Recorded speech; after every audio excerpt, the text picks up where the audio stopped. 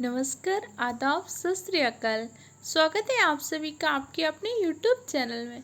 बिहार शिक्षक भर्ती परीक्षा के लिए अगर आपका हिस्ट्री का सिलेबस देखेंगे तो उसमें सिर्फ भारतीय राष्ट्रीय आंदोलन अर्थात आपको मॉडर्न हिस्ट्री में भी भारतीय राष्ट्रीय आंदोलन के ही टॉपिक को स्पेसिफिक फोकस करना है। तो आज से हम भारतीय राष्ट्रीय आंदोलन की क्लासेस स्टार्ट कर रहे हैं। ये क्लासेस आपकी वीडियो या एग्ज़ाम के लिए आर ओ के लिए एसएससी पुलिस सुपरटेट या भी जिस भी एग्ज़ाम के प्रिपरेशन कर रहे हैं, अगर आपको हिस्ट्री से क्वेश्चन आते हैं उसमें इक्वली बेनिफिशियल है। क्योंकि ऐसा तो नहीं है कि आपके किसी अदर एग्जाम में भारतीय राष्ट्रीय आंदोलन बदल जाएगा, नहीं।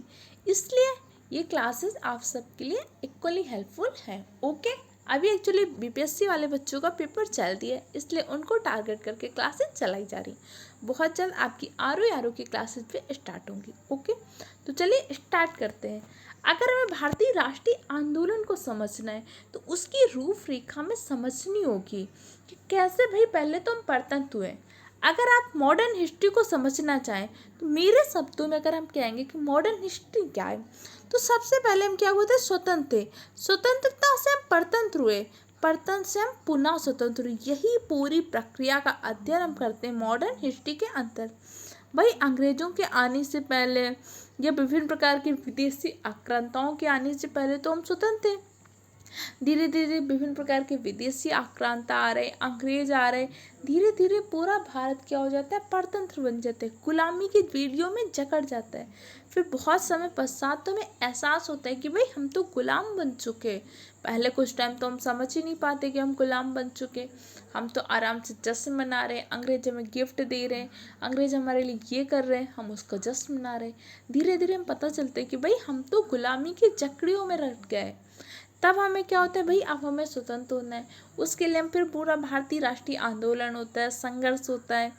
1885 से लेकर 1947 तक की जो कहानी है वो आपको पढ़नी है।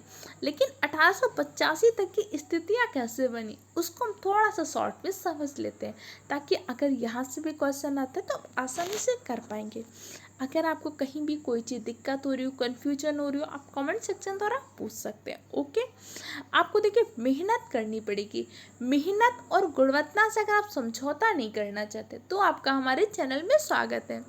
बहुत सारे यूट्यूब चैनल होंगे सिर्फ एमसीक्यू प्रैक्टिस कराएंगे, सिर्फ आपको सॉर्ट कराएंगे, लेकिन मैं आपको वो कराऊंगी जहाँ से पेपर सॉल्व होगा, जहाँ से आप क्वेश्चन को कर पाएंगे।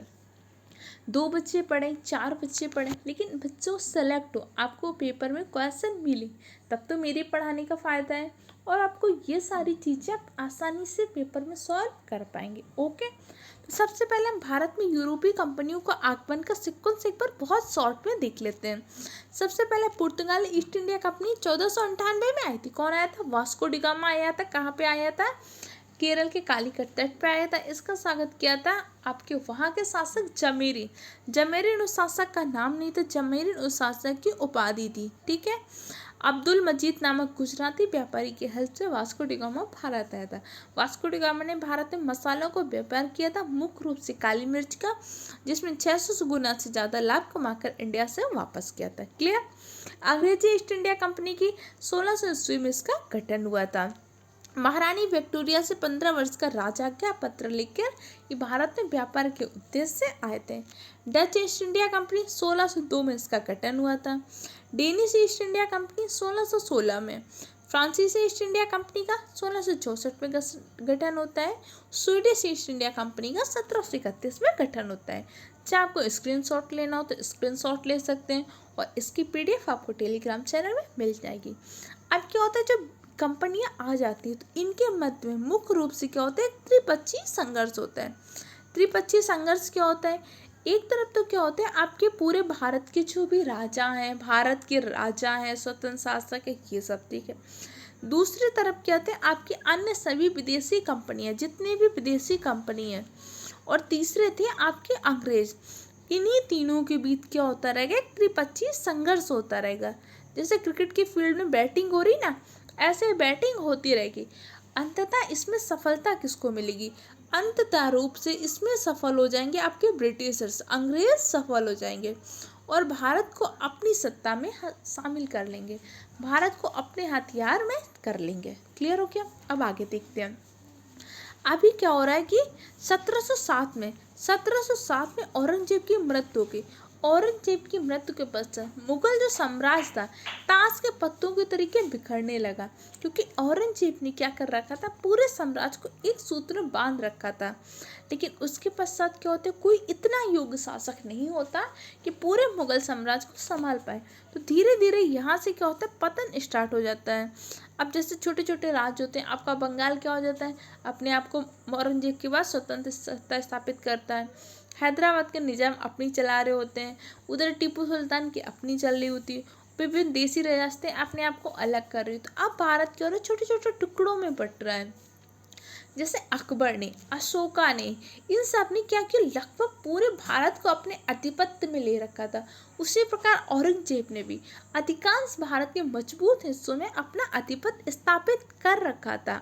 लेकिन अब क्या हो रहा है, छोटे छोटे टुकड़ों में बट रहा है, शक्तियाँ विभाजित हो रही हैं और यही चीज़ें अंग्रेजों को मौका दे रही हैं। तो चलिए हम जानते हैं कुछ स्वतंत्र राज्य जिनकी स्थापना से क्वेश्चन पूछे जा सकते हैं। हम देखिए वही पॉइंट डिस्कस करेंगे जहाँ से क्वेश्चन पूछे जाने की संभावना है, क्योंकि अभी आपके पास बहुत ज़्यादा तो टाइम है नहीं कि आपको मेंस आंसर राइटिंग तो करनी नहीं है कि बहुत डिटेल से पढ़ना होगा। अब हम देख लेते हैं बंगाल को स्वतंत्र किसने स्थापना की थी, मुर्शिद कुली खां व अलीवर्दी खान ने की थी। पंजाब की राणा रणजीत सिंह ने किया था। मैसूर की स्थापना की थी हैदर अली ने। हैदराबाद निजाम उल मुल्क ने। कर्नाटक का सदातत उल खान ने। अवध का सदातत खां और सफदर जंग ने। इनसे क्वेश्चन पूछा जाता है, इसलिए इनको आपको रट ही लेना है। बाई कई बार क्या होता है, मैचिंग क्वेश्चन पूछ लेता है। अब इसमें क्या होगा, अब जहाँ पे बिहार स्पेसिफिक होगा, मैं वो कुछ एक्स्ट्रा पॉइंट आपको बिहार स्पेसिफिक के बता दूंगी। ओके, आज हम बंगाल के बारे में पढ़ते हैं। कैसे बंगाल में अंग्रेजों ने अपना आधिपत्य स्थापित किया, कैसे यहाँ पे क्या होता है, प्लासी का युद्ध होता है, आपका बक्सर का युद्ध होता है, 1760 की संधि होती है, फिर कैसे पूरा इंडिया आपके अंग्रेजों की सत्ता में आ जाता है। बंगाल, अंग्रेजों ने अपनी पहली फैक्ट्री 1651 में हुगली में लगाई थी। जब इन्होंने 1651 में हुगली में लगाई थी तो उस टाइम पे क्या था, शाहजहां का शासनकाल चल रहा था और सुचा क्या हुआ था, बंगाल का सूबेदार था। इन्होंने क्या किया, अंग्रेजों को आज्ञा दे दी और अंग्रेजों ने 1651 में अपनी पहली फैक्ट्री हुगली में स्थापित कर ली। इसके बदले क्या कर रहे थे, कंपनी को 3000 रुपये वार्षिक कर दे रहे थे। उन्होंने कहा भाई सत्ता तो हमने अपनी फैक्ट्री तो स्थापित कर ली, अब हमें कुछ टैक्स तो देंगे। तो ठीक है भाई, हम 3000 रुपये आपको टैक्स देंगे। तो पहली फैक्ट्री उन्होंने 1651 में हुगली में स्थापित कर ली। इसके पश्चात क्या होते हैं, अंग्रेज अपनी कुछ अलग अलग कोठियाँ खोलते हैं, जैसे आपके कासिम बाजार में खोल लेते हैं, पटना में खोल लेते हैं। अच्छा बताइए, पटना की स्थापना किसने की थी और इसका पहले नाम क्या था, पाटलिपुत्र। पाटलिपुत्र किस नदी के तट पर स्थित है, तीनों क्वेश्चन के आंसर कमेंट सेक्शन में लिख दीजिएगा। इसके पश्चात क्या होता है, मीर जुमला। 1658 में क्या होता है, मीर जुमला बंगाल का सूबेदार बनता है। 1651 में तो सुजा ने अनुमति दी थी। अब लेकिन मीर जुमला क्या करता है, 1658 में कंपनी में क्या करता है, विभिन्न प्रकार के प्रतिबंध लगाना स्टार्ट करता है। अब आप किसी को पहले तो शक्ति दे दो कि भाई कुछ कर लो, जो मनो कर लो, फिर उसको अचानक से रिस्ट्रिक्शन लगाना चालू करो। तो अब वो क्या हो रहा, अब वो रिस्ट्रिक्शन अगर आप लगाओगे तो वो विद्रोह करेगा, उसके कुछ ना कुछ रिएक्शन करेगा। अब वही कंपनी ने किया। अब कंपनी ने क्या किया, जैसे ही कुछ इनको प्रतिबंध लगाए गए, इनको बड़ी दिक्कत होने लगी। अब इसी बीच क्या होता है, 1651 का जो इन्होंने लिया था कि भाई फरमान कि हम तो फैक्ट्री स्थापित कर लेंगे, वो सारी चीज़ें धीरे धीरे चल रही। अब क्या कर लिया, 1698 में अंग्रेजों ने क्या कर लिया, एक तो आपको सुतुनितनी का जो क्षेत्र था, कालिकाता और गोविंदपुर, ये 3 गाँव की जमींदारी ले ली। अब ये तीनों गाँव को समृद्ध रूप से क्या किया, फोर्ट विलियम बनाया। फोर्ट विलियम क्या था, उनका एक प्रकार का किला था। फोर्ट विलियम तो बना लिया, अब क्या कर रहे थे, धीरे धीरे इस किला को सुदृढ़ करना प्रारंभ कर रहे थे। किले की सीनी बंदी करना प्रारंभ कर दिया। किले में क्या हो रहा था, पक्की ईंटों का लगाना प्रारंभ कर दिया। अब ये क्या कर रहे थे, धीरे धीरे भारत की शासन व्यवस्था को समझ रहे थे। उन्हें पता था कि अब हम भारत में अपनी शक्ति का विस्तार कर सकते हैं। इसी प्रकार क्या होते हैं, विभिन्न प्रकार के शासक आ रहे होते हैं। अब 1717 में क्या हो जाता है, जो सबसे बड़ी बात होती है, मुगल सम्राट थे फर्रुखसियार। फर्रुखसियार वही है जिन्हें हम घड़ित कायर के नाम से जानते हैं। इन्होंने अंग्रेजों को क्या एक दस्तक प्रदान किया दिया। दस्तक क्या था, एक प्रकार का विशेषाधिकार था। जिसमें अंग्रेजों को व्यापार करने के लिए किसी भी प्रकार का टैक्स नहीं देना पड़ता था। अब भाई अंग्रेजों को टैक्स नहीं देना पड़ता था और उस टाइम पे व्यापार के लिए अगर सबसे सुगम कोई मार्ग था तो बंगाल से व्यापार सबसे ज़्यादा सुगम होता था। तो बंगाल के राजस्व का सबसे बड़ा स्रोत ही था कि भाई जो वहाँ से व्यापार करता था उच्चुंगी कर देता था, दस्तक क्या कर देता था और डिफरेंट टाइप के टैक्स देता, वही राजस्व को स्रोत था। अब फारूकसियार ने तो क्या कर दिया, एक विशेष अधिकार दे दिया कि भाई आप ऐसा करो, व्यापार करो, कोई टैक्स नहीं देना। अब इससे क्या हो रहा है, एक तो अंग्रेजों और बंगाल के मध्य संघर्ष हो रहा है। अब दूसरा, कंपनी के कर्मचारी क्या कर रहे थे, अब इस दस्तक का क्या करने लगे, दुरुपयोग करने लगे। दस्तक मिला किसको था, दस्तक मिला था कंपनी को, लेकिन ये क्या कर देते थे, स्वयं छोटे छोटे व्यापारियों को, ये कंपनी के कर्मचारी निजी व्यापार करने के लिए इसी दस्तक का प्रयोग करने लगे। अब बंगाल में क्या हो रहा था, एक भी राजस्व तो मिल ही नहीं रहा था, बहुत ज़्यादा दिक्कत हो गई। अब जब दिक्कत हो रही तो बंगाल और अंग्रेजों के मध्य क्या हो रहा है, संघर्ष स्टार्ट हो रहा है। अब यही संघर्ष होता रहा धीरे धीरे। अब अंग्रेज सोचे कि भाई ऐसा करना है कि अब बंगाल का जो भी नवाब हो हमारे अकॉर्डिंग काम करे, तभी अपनी चीज़ों को व्यवस्थित तरीके से कर्व करवाए। अब 1756 में क्या होता है, सिराजुद्दौला अलीवर्दी खां की मृत्यु हो जाती है और सिराजुद्दौला क्या करते हैं, शासक बनते हैं। जब सिराजुद्दौला क्या कर रहा है, अंग्रेजों को काफ़ी नियंत्रण में लाने की कोशिश कर रहा है, अंग्रेजों पर विभिन्न प्रकार के प्रतिबंध लगा रहा है। अब अंग्रेज तो चाह रहे थे कि भाई कुछ भी हो जाए सिराजुद्दौला न बने, और सिराजुद्दौला के नवाब बनने का विरोध अंग्रेजों के साथ साथ कुछ और लोग कर रहे थे। जैसे एक इनका शौकत जंग था और ढाका की घसीटी बेगम थी, ये सब भी विरोध कर रही थी, क्योंकि घसीटी बेगम स्वयं चाह रही थी कि बंगाल उनके आधिपत्य में आ जाए। शौकत जंग स्वयं चाह रहा था कि वो बंगाल का नवाब बन जाए, और अंग्रेजों ने यही मौका देखा। उन्होंने कहा कि ये दोनों तो सिराजुद्दौला का विरोध कर रहे हैं, तो शौकत जंग और घसीटी बेगम के साथ अंग्रेजों ने क्या किया, सिराजुद्दौला का विरोध करना स्टार्ट कर दिया। लेकिन अभी क्या होता है, सिराजुद्दौला आपका नवाब बन जाता है। अब जैसे सिराजुद्दौला आपका नवाब बनता है, इसने क्या कर दिया, बहुत सारे टैक्स लगा दिए, अंग्रेजों को जो होता है ना दस्तक विशेषाधिकार, उसको समाप्त कर दिया। उसने कहा कि अब ऐसा है कि आपको भी टैक्स देना पड़ेगा या तो फिर कोई टैक्स नहीं देगा। अब इससे क्या होता है, अंग्रेजों का व्यापार प्रभावित हुआ। अभी तक तो विदाउट टैक्स कर रहे थे, अब उन्हें टैक्स देना पड़ रहा है। तो अभी तक अंग्रेज क्या कर रहे थे, मनमानी कर रहे थे, दस्तक का दुरुपयोग कर रहे थे।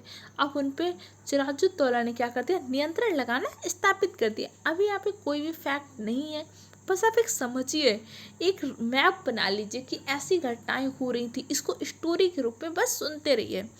अब सबसे बड़ी एक घटना होती है 1756 में। 1756 में क्या होता है, आपकी ब्लैक होट की घटना होती है 20 जून 1756 को। इसमें कहते हैं कि सिराजुद्दौला ने क्या किया था, जो है फोर्ट विलियम बना रहे थे उस पर अधिकार कर लिया, और वहाँ पे जो लोग थे, कहते हैं 140 लोगों को एक छोटी सी कोठरी थी उसमें डलवा दिया, और उसमें बहुत सारे लोगों की मृत्यु हो गई थी। इस घटना का वर्णन किया है हॉलवेल नामक व्यक्ति ने। हॉलवेल कहता है कि मैं स्वयं वहाँ पे कैदी था। अब लेकिन इस घटना का प्रामाणिक रूप से नहीं कहा जाता, लेकिन इसको काल कोठरी की त्रासदी या ब्लैक होल की घटना के नाम से जानते हैं। कब हुई थी, 1756 में हुई थी। पूछ सकते हैं कौन नवाब था, तो सिराजुद्दौला आपका नवाब था। इस पॉइंट को ध्यान रखिएगा। इस समय क्या हो जाता है, बहुत सारे अंग्रेज भाग जाते हैं और फुल्टा द्वीप में जाके शरण लेते हैं। कब, जब आपकी ब्लैक होल की घटना होती है। अब इसके पश्चात क्या हो जाता है, क्लाइव और वॉटसन ने क्या किया, मद्रास से कलकत्ता पहुंचे। अब आपका रॉबर्ट क्लाइव सेना लेके कहाँ, मद्रास से कलकत्ता पहुंच जाता है फोर्ट विलियम में। अब फोर्ट विलियम को क्या कर लिया था, सिराजुद्दौला ने अपने अधिकार में कर लिया था। अब लेकिन क्लाइव सेना लेकर पहुंच जाता है, और क्लाइव सेना लेकर पहुंच जाते हैं। अब क्या करता है, क्लाइव कलकत्ता के फोर्ट विलियम को दोबारा अपने अधिकार में कर लेता है। अब सिराजुद्दौला को क्या करना पड़ता है, अलीनगर की संधि करनी पड़ती है। अलीनगर की संधि किसके मध्य करनी पड़ती है, सिराजुद्दौला और अंग्रेजों के मध्य होती है। कब होती है, आपकी 9 फरवरी 1757 को अलीनगर की संधि होती है। ये पॉइंट याद रखिएगा। ब्लैक होल की घटना कब हुई, किसके शासन काल में हुई, अलीगढ़ की संधि कब हुई, किसके किसके मध्य हुई, दोनों पॉइंट आपको समझ में आने चाहिए। अब आगे एक प्लासी का युद्ध होता है। प्लासी युद्ध आपका कब होता है? 1757 में। 1757 में आपका प्लासी का युद्ध होता है। इससे क्वेश्चन या इससे डेट पूछी जाती है। अब इसके बाद क्या होता है? अंग्रेजों ने फ्रांसीसी उपनिवेश चंद्रनगर, चंद्रनगर क्या था? फ्रांसीसियों का उपनिवेश था। जब चंद्रनगर फ्रांसीसियों का उपनिवेश था, इधर क्या होता है? अंग्रेजों के फ्रांसीसियों से भी युद्ध लड़ रहे थे। अंग्रेज अभी क्या कर रहे थे? एक तो भारतीय राजाओं के साथ फूट डालो राज करो की नीति भी स्टार्ट कर रहे थे। इसके अलावा और क्या कर रहे थे? विभिन्न प्रकार की, जो ऐसे आपकी कर्नाटक वालों से थी, विभिन्न प्रकार के कर्नाटक का युद्ध लड़ते हैं। आप फ्रांसीसियों से लड़ रहे होते हैं, डेनिश से लड़ रहे होते हैं, स्वीडिश से लड़ रहे होते हैं। ये सारे युद्ध भी चल रहे होते हैं। अब प्लासी का युद्ध में क्या होता है? एक तो अंग्रेजों ने क्या कर लिया? चंदनगर पर आक्रमण कर लिया और चंदनगर को जीत लिया। अब चंदनगर का विरोध कर रहे थे सिराजुद्दौला, और सिराजुद्दौला को फ्रांसीसियों को इन्होंने शरण दे दी। किसने? सिराजुद्दौला ने। चंदनगर किसके अधीन था? फ्रांसीसियों के। फ्रांसीसियों को पराजित किया अंग्रेजों ने। उन फ्रांसीसियों को शरण किसने दी थी? सिराजुद्दौला ने। स्टोरी को समझने की कोशिश करिएगा। अब जैसे ही सिराजुद्दौला ने शरण दी, वैसे भी अंग्रेज सिराजुद्दौला से तो बहुत ज़्यादा छिड़े हुए थे, पहले से थे। अब उन्हें तो मौका मिल गया। अब जैसे मौका मिला, उन्होंने कहा कि इन्होंने क्या कर दिया? हमारे जो गद्दार थे उनको साथ दे दिया। अब सिराजुद्दौला के स्थान पर अंग्रेजों ने मीर जफर को नवाब बनाने का निर्णय लिया। राय दुर्लभ सेठ, जगत सेन, अमीर शाह, इन सबको शामिल करके ये सब क्या कर रहे थे? लड़ रहे थे सिराजुद्दौला की तरफ से, लेकिन दिखावा में छद्म युद्ध हुआ। मुख्य रूप से ये सब अंग्रेजों के साथ से। अब सिराजुद्दौला के स्थान पे क्या हो जाता है? आपका मीर जफर शासक बन जाता है। प्लासी का युद्ध होता है और मीर जफर को बंगाल का नवाब घोषित कर दिया, क्योंकि सिराजुद्दौला तो पराजित हो गया। क्योंकि हुआ क्या था? मेन रूप से तो प्लासी का युद्ध हुआ ही नहीं था। प्लासी का युद्ध एकमात्र छद्म युद्ध का। ये आपके दुर्लभ चाय, जगत से, अमीर से, उधर आपकी घसीटी बेगम थी, ये सब एक तरह से अंग्रेजों को साथ दे रही थी। सारे जो भी षड्यंत्र थे, बहुत सारे षड्यंत्र करके सिराजुद्दौला को पराजित कर दिया गया। क्लियर हो गया? इतने सारे पॉइंट आपको समझ में आए। अब आपका प्लासी का युद्ध समाप्त हो गया। सिराजुद्दौला के स्थान पे आपका मीर जफर शासक बन गया। मीर जफर की बात की आगे की स्थिति क्या रहेगी? 1760 की में संधि क्यों करनी पड़ेगी, इसको हम नेक्स्ट क्लास में डिस्कस करेंगे। चीज़ें आपको समझ में आई, कैसी लगी, कमेंट सेक्शन द्वारा बताइएगा। कुछ भी आपको सुधार चाहिए, कोई सजेशन हो, कमेंट सेक्शन द्वारा दे सकते हैं।